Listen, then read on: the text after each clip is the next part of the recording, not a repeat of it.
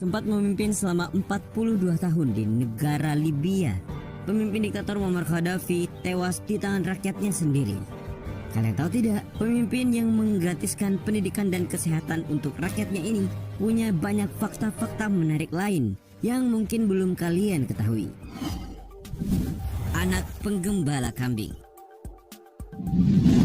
Muammar Muhammad Abu Minyar Gaddafi atau Gaddafi lahir di kawasan pedesaan di luar kota Sirte di daerah gurun Tripolitania, Libya Barat pada tanggal 7 Juni 1942. Keluarganya berasal dari kelompok suku kecil yang disebut Qadadfa dan merupakan orang Berber dengan budaya yang terarabisasi. Ibunya bernama Aisyah, sedangkan ayahnya bernama Abu Minyar yang bekerja sebagai penggembala kambing dan unta. Dari pekerjaan menggembalanya, ia hanya memperoleh pendapatan yang tidak seberapa.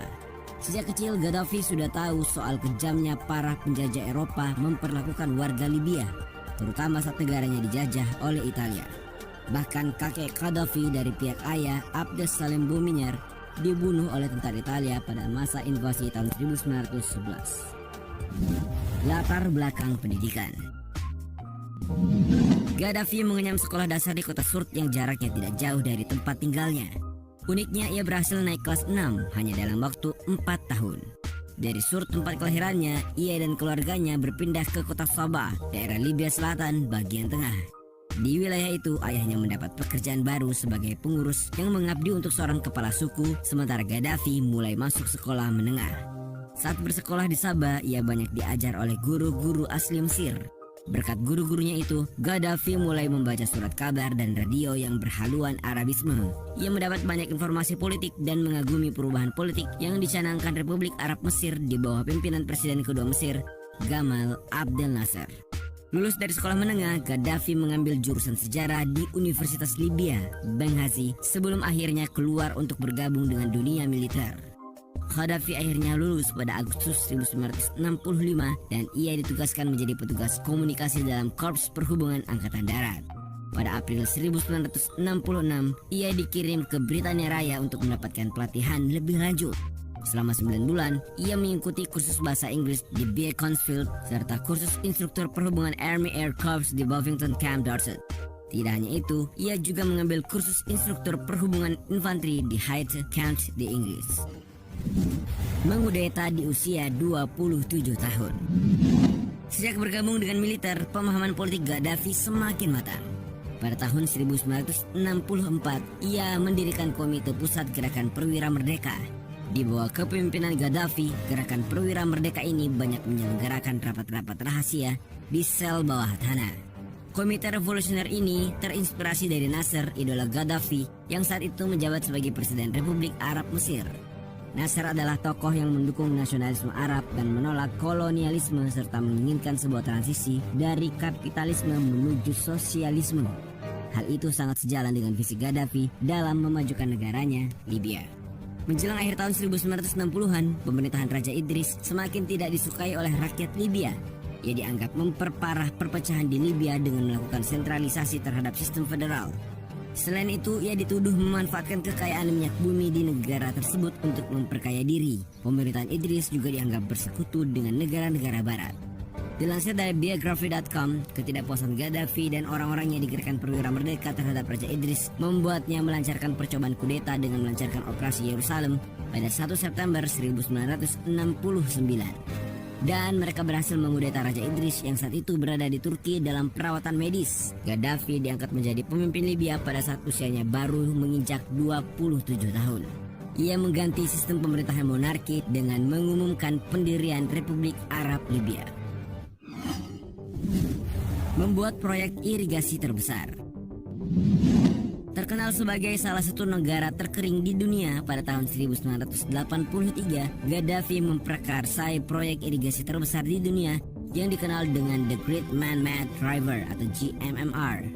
Menggunakan sistem aquifer batu pasir Nubian, saluran irigasi ini memanfaatkan cadangan air melimpah yang ada pada cekungan bawah tanah Kufra Sirte, Morzuk, Hamada, dan batu pasir Nubian. Dilansir dari The Guardian, saluran irigasi yang memakan biaya 30 miliar US dollar ini diyakini mampu mengalirkan sekitar 5 juta meter kubik air setiap hari melalui jaringan pipa bawah tanah. Bahkan saluran irigasi ini membentang hingga 2.820 km atau 1.750 mil sepanjang sabuk pantai Libya. Dengan memiliki lebih dari 1.300 sumur, saluran irigasi ini mampu menyediakan 70% dari semua air tawar yang digunakan masyarakat Libya. Tapi konflik perang saudara di Libya yang tak berkesudahan membuat proyek ini melambat di tahun 1988 setelah pemboman di Lockerbie terjadi. Lalu berhenti sepenuhnya di tahun 2011 ketika pemboman NATO menghancurkan sistem saluran air irigasi tersebut. Presiden terkaya di dunia. Berdasarkan laporan The Los Angeles Times, Gaddafi dilaporkan memiliki harta kekayaan 200 miliar atau sekitar 2,954 triliun rupiah sebelum dia terbunuh. Uang itu berasal dari rekening bank, real estate, dan investasi perusahaannya di seluruh dunia. Jumlah kekayaan itu jika dibagi ke semua rakyat Libya diperkirakan setiap orang bisa mengantongi 30.000 dolar Amerika Serikat atau sekitar 469 juta rupiah.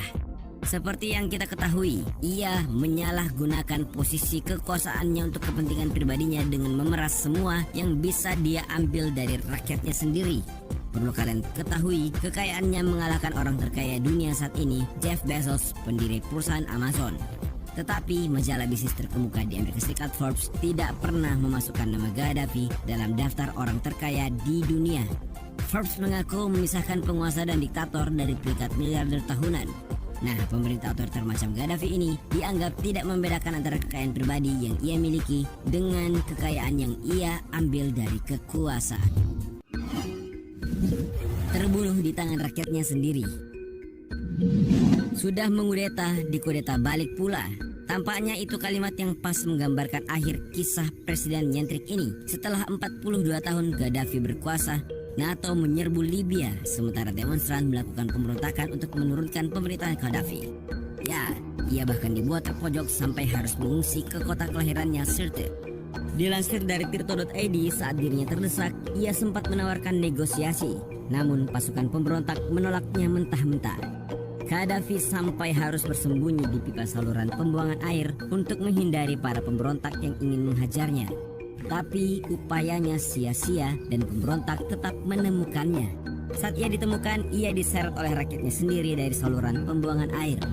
Kabar kematiannya diumumkan pada 20 Oktober 2011 disertai rekaman video yang menunjukkan tubuh sang diktator yang bersimbah darah.